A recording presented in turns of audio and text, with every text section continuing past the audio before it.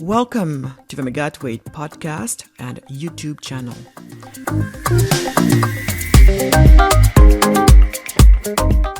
So I invited you today because I really wanted you to talk to us about Nelson Mandela. I mean, I know that following you on Twitter, and I would ask everybody to follow you on there, and we'll make sure to put your information on the, down below in the information section. But it's just so nice to have someone like you who's very intellectually alert and so sophisticated, just kind of basically feeding the rest of us all the way from South Africa directly. So I would encourage everyone to do that.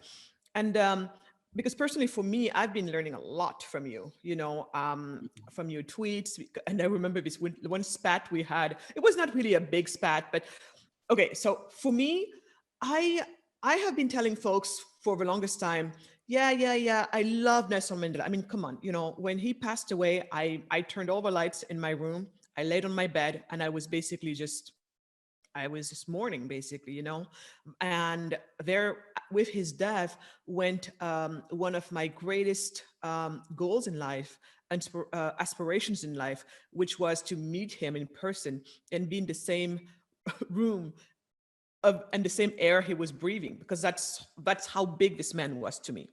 Yet at the same time, I had big issues with him, but it took me a while to start talking about my issues about the part of Nelson Mandela that I was not so enamored with. And it had to be with his Marxist views, right? And so I came to the point where, because I didn't understand what you're going to share with us today, I thought that because when you look at South Africa today and where it is, I took it for granted that, of course, South Africa is where it is today, economically speaking, because Nelson Mandela was a very misguided Marxist to start with. And so I always thought that maybe he came in and he just somehow found a way to bring back his Marxist views into policies. And you shared with me on those tweets something very interesting. I'm not going to, tell people, because you're going to have to tell us again with much more information. So there goes this Nelson Mandela figure. His outlook was very much influenced by Marxism. And we know that the African National Congress was made up primarily of Marxists. However, by the time he took office as president of South Africa, it seems like his idealism had faded or changed, or who knows. So I guess my question for you was, as a South African living in South Africa today, and also someone who has spent so much time on these issues and understand them probably better than anyone else I can think of, what do you think is the economic legacy of Nelson Mandela, of his presidency? And do you think that South Africa would look any different today if it was another prominent person who had taken his role back in the days instead of him? So maybe let's start with that question and just see what you would say, because I'm very intrigued by that. It's a question I often ask myself. Yeah, well, you are not alone, Makate. The narrative that has been around for a while, especially amongst us classical liberals, because you and I are classical liberals / libertarians. There have been many of us who have been battling with this. People have been saying, well, Mandela was a Marxist. Yes, may have done great things for his people in South Africa, embarked on reconciliation, to forgive and all that, but he was a Marxist. But then when you look at it, yes, that is, okay, what I have read and in my understanding, is that, yes, during the time of the struggle against the apartheid in South Africa, against the apartheid system in South Africa, the black leaders, right, who were fighting the apartheid system, fighting for a democratic South Africa, they were largely Marxist, no doubt about that, right? Dating back to the early 40s and so on, even before the apartheid sort of struggle started, there was that the revolutionaries in South Africa, the black people who were fighting against the apartheid system, they were very much largely Marxist. And Mandela was part of that group, no doubt, during the fight against the apartheid system. And in fact, what has been found was that by the early 1960s, when he was imprisoned, at the time there was the speculation that some intelligence, agencies, both in the West and South Africa, from the apartheid government, was saying that this guy is the member of the South African Communist Party, which was basically a threat to the apartheid government at the time. Not because it was just fighting apartheid, but also because it was seen as affiliated to the Soviet Union, right? And the Soviet Union at the time was advancing communism throughout the whole globe. And part of the process in the Soviet Union involved, going around funding all these groups that can, that are aligned to its ideology. And there has been that, but throughout the years, the decades, Mandela denied that he was part of the Communist Party. He really denied it. He pushed back. No, I've never been a member of the Communist Party. I've never served on it. Up until around 2000, I think a decade ago or so, about 15 years ago, something like that, 10 years ago, apparently there is some intelligence that came out that actually there was some confirmations that were done that he was the member of the Communist Party, South African Communist Party.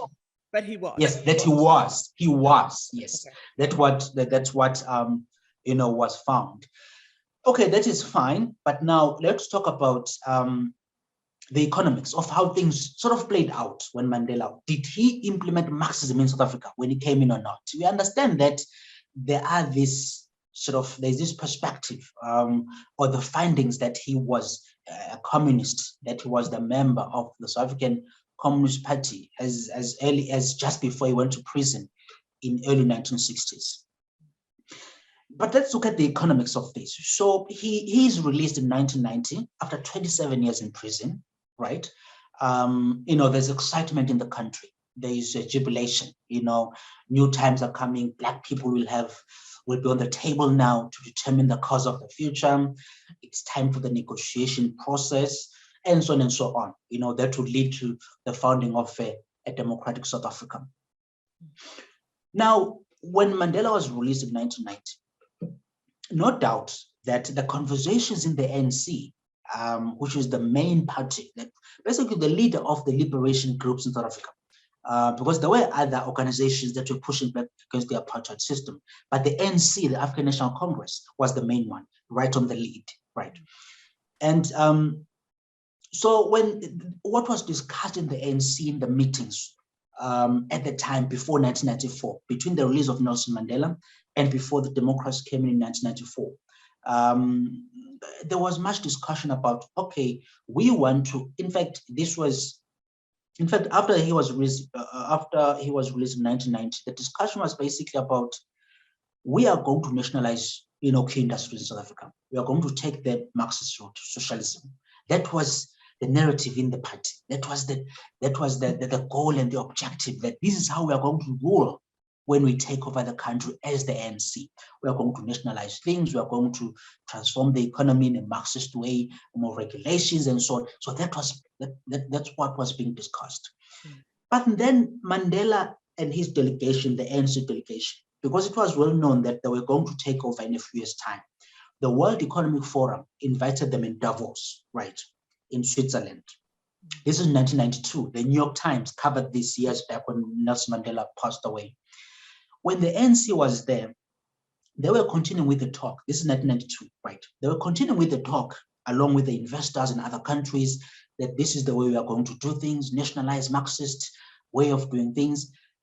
And then when they were there, apparently as they were having discussions with those people were like, wait a minute, guys, why do you want to pursue something that has failed us? These are delegations from other countries, right? They were saying, why are you, pursuing a Marxist way? Which something delegation? That will make you. These were various delegations from. Which one? Yes.